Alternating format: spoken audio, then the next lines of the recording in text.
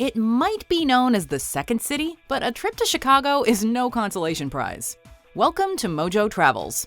Are you a fan of our videos? Be sure to subscribe to MojoTravels and ring the bell to be notified about our latest videos.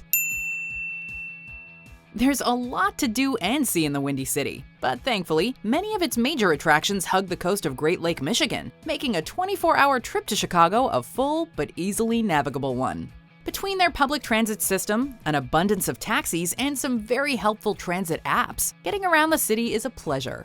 Please note that we won't be focusing on food for this video, but foodies should check out our video on how to eat your way through Chicago in a day. Our day begins at the southernmost part of the city we'll be visiting, Jackson Park. This is a lovely but often overlooked green space, so if you arrive early, feel free to take a stroll, enjoying some peace and quiet before subjecting yourself to crowds later.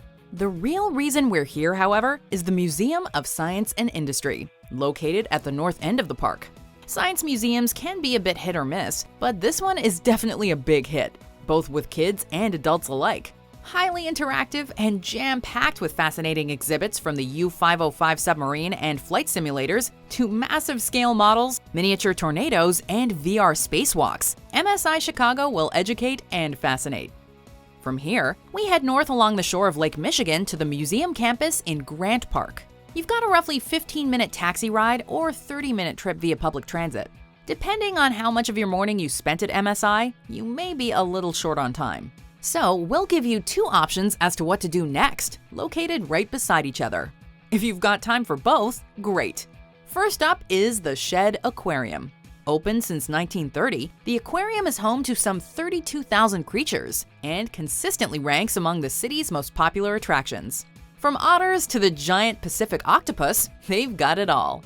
A mere stone's throw away, or about a 2-minute walk, you'll find the Field Museum of Natural History. Like we said, you might not have time for both, but if you do, all the better. This and Shed Aquarium make for a great pairing. Considered one of the country's premier museums of its kind, the Field Museum similarly gets rave reviews, in no small part thanks to incredible quality and diversity of its exhibits. Dinosaur fossils, mummies, an underground adventure from the perspective of an insect, that's just scratching the surface of what the museum has to offer curious minds. To end off the morning, we recommend a stroll through Grant Park or the waterfront, heading north towards its uppermost limit, Millennium Park. The walk from museum campus is about 25 minutes, and along the way you'll pass Buckingham Fountain and the Chicago Institute of Art. Reaching Millennium Park, you'll be greeted by the Lurie Garden, a simple but beautiful 2.5-acre plot of land covered in perennials, grasses, trees, and shrubs. At the other end of Lurie Garden, you'll come to the Great Lawn and the J. Pritzker Pavilion, where outdoor events are held. While in Millennium Park, make sure to check out the Crown Fountain and snap a pic of the iconic Cloud Gate. The afternoon will have you jumping around town a little bit, but our first activity is right around the corner from Millennium Park, the Chicago Cultural Center. This public building is always playing host to various events, making it the perfect place to just drop in. Admission is free, and even if there's nothing going on, the architecture alone is worth a visit. The real highlight, of course, are the ornate ceilings. The Tiffany Dome, a massive masterpiece of stained glass, is thought to be the largest of its kind anywhere in the world. If you're lucky enough to be in Chicago on game day, seeing a Cubs game is an absolute must. Doesn't really matter if you're a baseball fan or not. Anyone can appreciate the ambiance and cultural experience of being at Wrigley Field on game day. The cheering of the crowd, the casual conversation, the food and drink, it's a quintessential American experience. During the season, Thursday through Saturday, there are often games starting at around 1:30 p.m., but it varies week by week, so you'll need to check the schedule.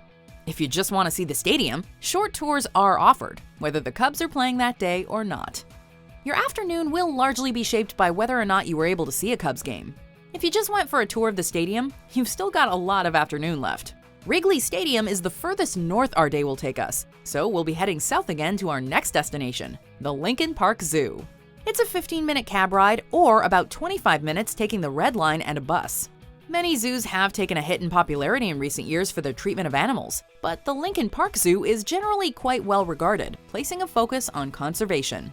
Zoos can be quite pricey, but Lincoln Park has free admission, and though small, boasts an impressive collection of healthy animals.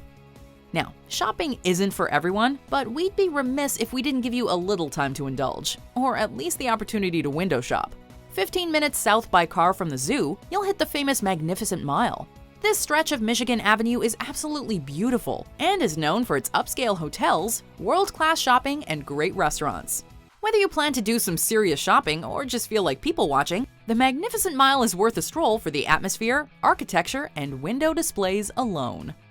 By now, the sun is probably approaching the horizon. If you can time it, you'll want to go up one of the city's skyscrapers to get a view of the sunset. The first option is the Willis Tower, which offers a breathtaking view from its sky deck. From the 103rd floor, you're looking at Chicago from 1,353 feet in the air. The observation boxes provide an unobstructed 180-degree view, including down. It's open until 8 p.m. Of course, if you haven't had your fill of the Chicago skyline and you're looking to further up the thrill factor, 875 North Michigan Ave is your next logical destination.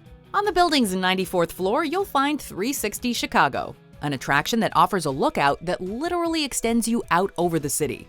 This might be a little nerve-wracking for some travelers, but it's an undeniably unique perspective, which remains open until 11 p.m. 7 days a week. Not far from 360 Chicago, you'll find the Navy Pier, which is one of the city's most iconic landmarks. Arguably the city's most enduringly popular attraction, it's been open for over a century now and maintains an old-timey charm that makes it perfect for families, couples, or groups of friends. Open as late as 10 in the winter and midnight during the summer, the Navy Pier is the perfect place to spend the evening. With an assortment of restaurants, games, activities, and rides like the iconic Centennial Wheel, Navy Pier is fun for all ages. Of course, Chicago is a musical city that has produced acts of wide variety, but its heart will always belong to the blues. As such, there's no better place to spend your night than at Buddy Guy's Legends, the iconic blues club that's played host to too many legendary musicians to list. Unfortunately, they don't take reservations and it's first come first serve, so you may want to make this your priority come evening time. If you arrive early enough to get a table, you are in for a truly unforgettable night. Of course, 24 hours is only enough to scratch the surface of what Chicago has to offer. If you had a little more time, what would you add to the itinerary? Do you agree with our picks? Check out these other great clips from MojoTravels, and be sure to subscribe and ring the bell to be notified about our latest videos.